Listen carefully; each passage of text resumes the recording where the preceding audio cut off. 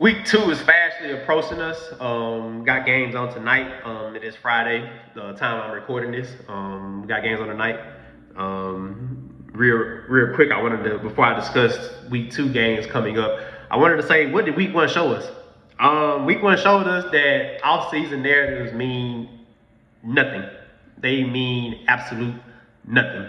Off-season narratives are used for ESPN, a lot of the four-letter networks to be able to have something to talk about.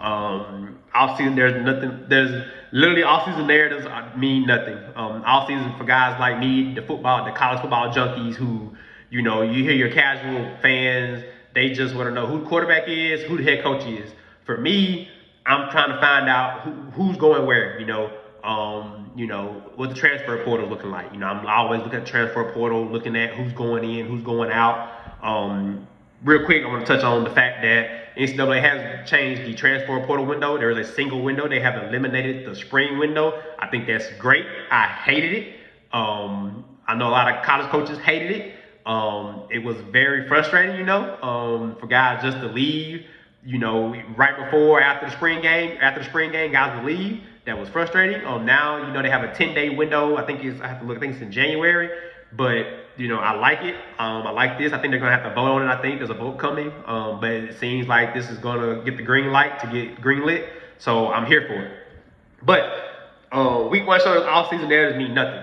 There was a lot of hype around, Kevin DeBoer bringing in his offensive coordinator from his time at Washington. His coordinator went to the NFL for an NFL gig. Now he's back at Bama. There's a lot of narrative saying, hey, this is the guy, that's going to help out Kevin DeBoer. He's going to get Ty Simpson, where at the time we didn't know it was Ty Simpson. We was between Ty Simpson and Keelan Russell. But we figured whoever the starting guy was going to be, he has his coordinator now. Is everything going to be okay? Tommy Costello came out, said some things. People ready to make a meme of him. We come to find out week 1, this ain't our granddad or our dad's Bama. This is a new Bama, I think a lot of people noticed that this Bama team kind of walks a certain walk now. I've been seeing a lot of, players not even hustling to the ball. I've been seeing a lot of clips from plays of the defense where guys are just jogging, guys aren't giving full effort, things like that, Texas, obviously the biggest hype. You had people, saying there was a talent gap in between the Texas and Alabama game. Yeah, there's a talent gap. Ohio State showed us that they can lose 7 to 8 guys on defense and then turn around and replace those guys. I thought that was one of those narratives where you're like, and of course that narrative is being fueled by guys like Paul Feinberg, who's an SEC lover. That's his love. He's a Bama guy. So a lot of the narratives were fueled by a lot of SEC medias, So it's, week 1 comes around and a lot of those narratives get shut down. A lot of those narratives go out the window. So, I guess now this going forward, in 2026, of course they're going to still be talk. They're still going to talk about college football. People like me are going to talk about college football, but you got to kind of put, some parentheses around some of these things. You got to kind of, you got to not necessarily be cautious with your words, but you can't really buy into a lot of stuff now, because until, until those guys step into that rectangle in between those white lines, everything up until the end is irrelevant. So that's just next off season, I feel like there's still gonna be narratives, there's still gonna be stuff being said, but again, it's gonna be a whole new crop of guys in the portal, a whole new crop of freshmen coming in, and things of that nature, What about the teams that lost? The big teams, Alabama, Notre Dame, Clemson, Texas, all took L's. What does that mean for them? Not much yet. Week 1, there's gonna be winners and losers week 1. Bama could have easily beat Florida State, and now we're making fun of Tommy Costello for what he said. Notre Dame could have beat Miami. Now we're making fun of Miami. Clemson could have beat LSU. Now we're making fun of Brian Kelly for not ever winning. I think he was like 0-5 in season openers. So we'd be making fun of Brian Kelly. Same thing with Texas. Texas would have beat Ohio State, and now we're crowning Archie as the #1 pick. Generational talent, Heisman, give him the Heisman, all of that. If somebody has to lose, somebody has to win. That's the nature of the beast of this game we call football. What does it mean for Bama? Living in Alabama, being around Alabama fans, they're kind of hot. They're so grown and accustomed to having that sustained success for so many years, and now you lose your first game of the season. I think it's been a while since Nick Saban actually lost a season opener. Excuse me. And so, it's kind of hot around here. A lot of people think that the locker room isn't there for Kalen DeBoer. A lot of people feel like he isn't the guy for the job. And I've always said this. I said this with one of my buddies when Nick retired. You don't want to be the guy replacing the guy. You don't want to be that guy. You want to be the guy replacing the guy that replaced the guy. You want to be that guy. And, Kalen DeBoer, big shoes to fill. Kalen DeBoer is trying to fill a size 20 shoe, and he's wearing size 12s, and that's going to be hard.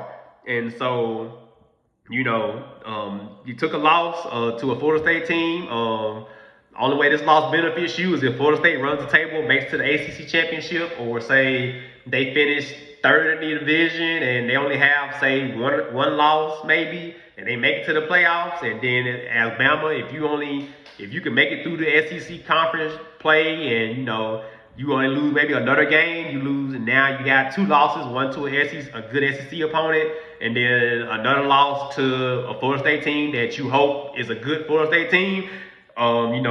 Now that kind of helps you, because now it's like, okay, well, that Florida State team was a good team. Now, if Florida State goes out here in the next couple of weeks and lays an egg, now you're going to be looking foolish. If Florida State goes out here and they lay an egg and, they start dropping L's left and right, then, it's a different story, But, you hope that, that Florida State team can sustain that success. You hope that Florida State team can,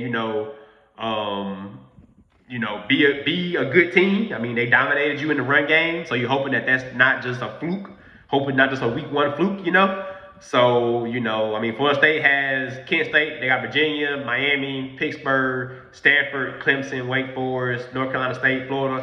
They have a chance, toughest game I see, Miami, Clemson, and Florida, they can be good, So that loss, it could be a good loss, for Alabama. Bama, on the other hand, has Louisiana Monroe, Wisconsin, UGA, and Vanderbilt.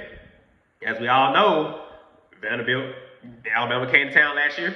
Vanderbilt took it to them, So, I think the biggest thing and one game that could be sneaky is the Wisconsin game. I expect them to beat Louisiana Monroe. I expect that to be kind of a tune-up game for Ty Simpson and that defense. Ty Simpson offense get back on track. That defense gets back on track. But then you got Wisconsin coming to town. Wisconsin beat Miami 17-0. The starting quarterback went down. Billy Edwards Jr., he went down with a knee sprain. He's listed week to week. The MRI came back negative. But he's probably not going to play this week. They're hoping to get him back for the Bama game. And so now Wisconsin's rolling with Danny O'Neal, transfer for San Diego State. Even he got hurt. Billy Edwards got hurt mid-second quarter. But offense didn't look great even with him in there. This is a game Bama should win. But, Luke Fickell, I feel like Luke Fickell is definitely coaching for his job in the same sense that Kalen DeBoer is coaching for his job. I know Wisconsin doesn't have that same sustained success that Alabama has, but Wisconsin wants to win. Wisconsin alum feel like they can compete with the big boys, and they brought in Luke Fickell from Cincinnati to compete with the big boys, So that Wisconsin game could be a sneaky game, because if you think about it, you don't want to just overlook Wisconsin just because you got to go to Georgia the week after that. You do get a bye week. They're off week 4. They come back week 5 and play Georgia. You don't want to get caught looking ahead and saying, okay, we beat them, we get a bye week, we get a chance to rest up, then we got to go to Athens to play Georgia. You don't want to get caught looking past an opponent. You never want to get caught slipping, you know. We don't know how good Wisconsin offense really is. Like I said, they struggled with their starting quarterback because he didn't get hurt until mid-second quarter. So we don't know how good they really are, you know. But that's a game, especially with them coming to Alabama. You don't want to just overlook them just because you look at the Miami tape and Miami of Ohio and look at that tape and say, oh, you know, they're not good on offense. You know, they only mustered 17 points, you know.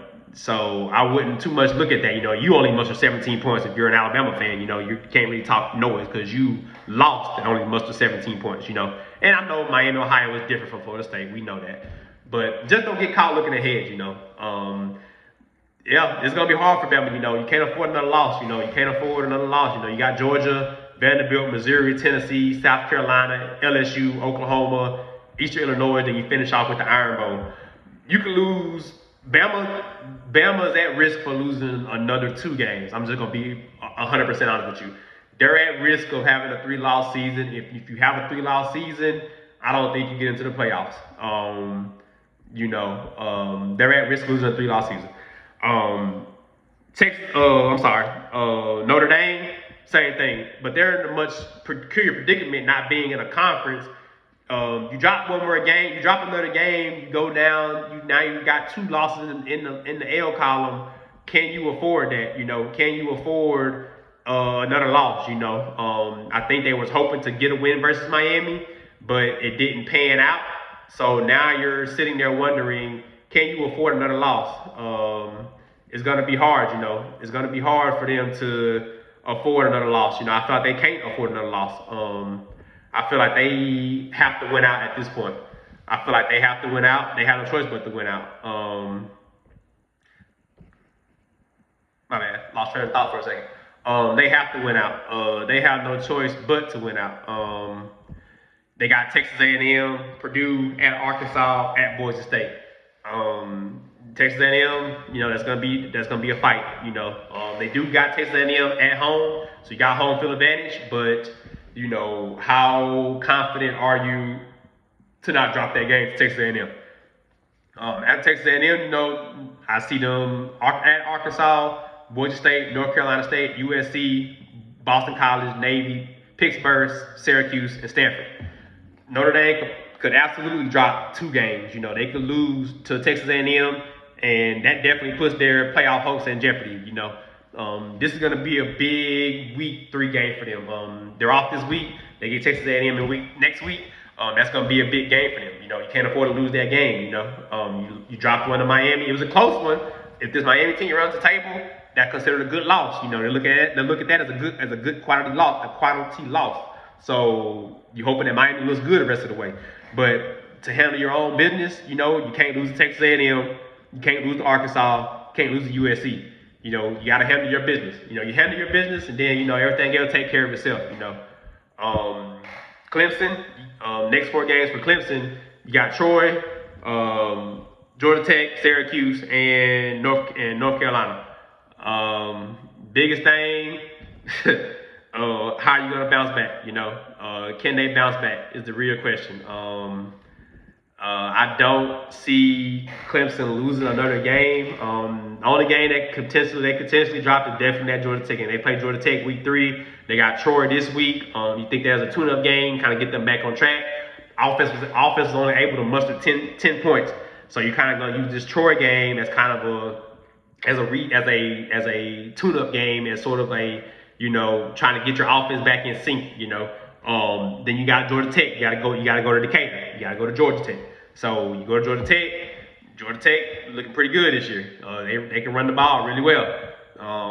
That could be a potential second loss right there, you know.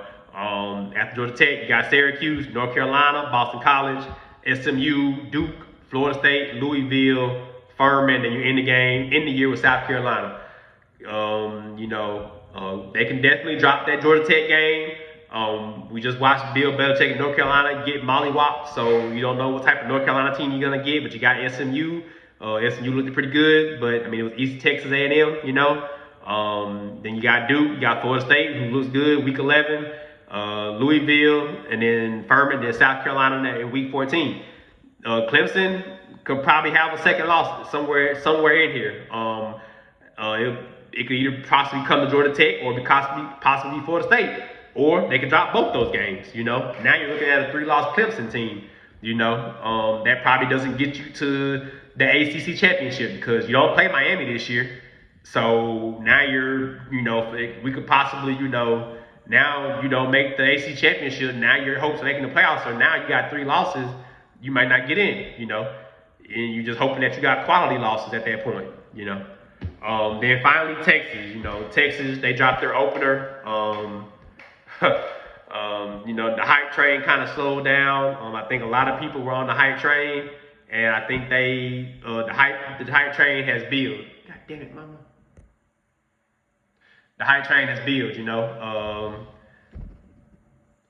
just hope that they can. You hope that they figure it out. You hope that Archie gets it together, that Sarks gets it together with them. They have UTEP, San Jose State at Florida, and then the Red River rivalry with Oklahoma. You got San Jose State, UTEP. Those are basically just tune-up games. Those are going to be games where you try to go out, you work on your fundamentals, you try your best to work on the things that you couldn't do against Ohio State, and that's what you're looking for. You got 3 games: San Jose State, UTEP, and then Sam Houston. You got 3 games to just kind of reset and get your offense back on track. I stated in another video, you have 4 new offensive linemen. These are the 3 games for them to gel together before you have to travel to the swamp to play Florida. Because after you get through with those 3 games, San Jose State, UTEP, Sam Houston, you got Florida, Oklahoma, Kentucky, Mississippi State, Vanderbilt, Georgia, Arkansas, and then you end the year with your rivalry against Texas A&M. How good is Archie going to be?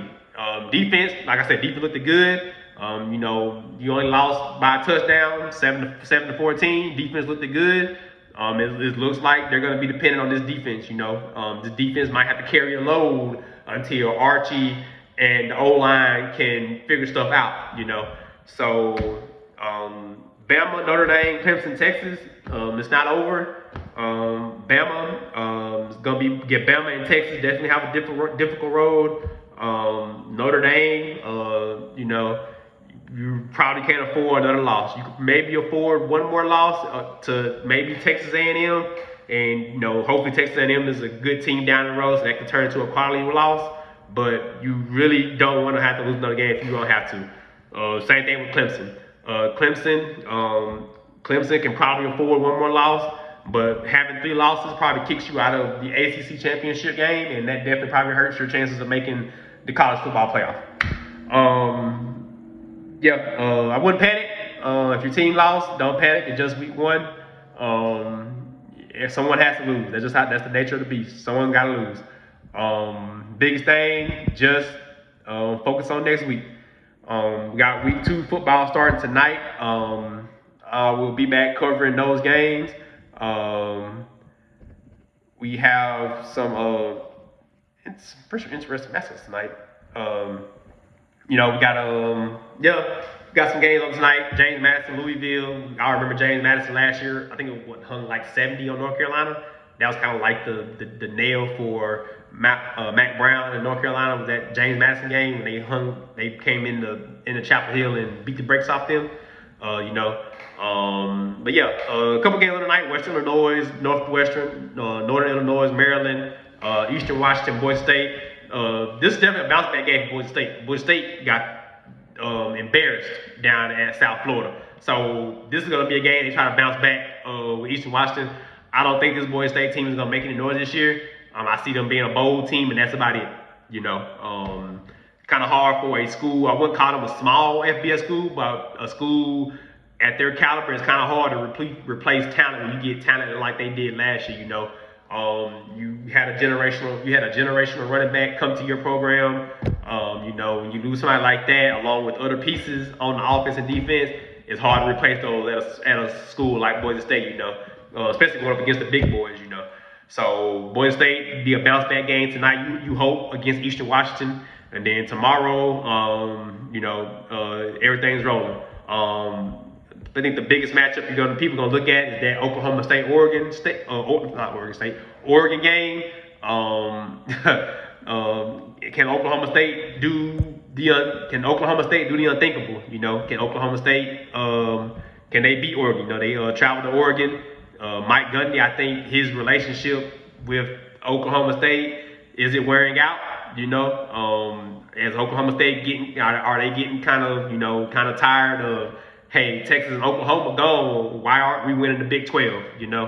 So I'll be back to cover those games. Peace.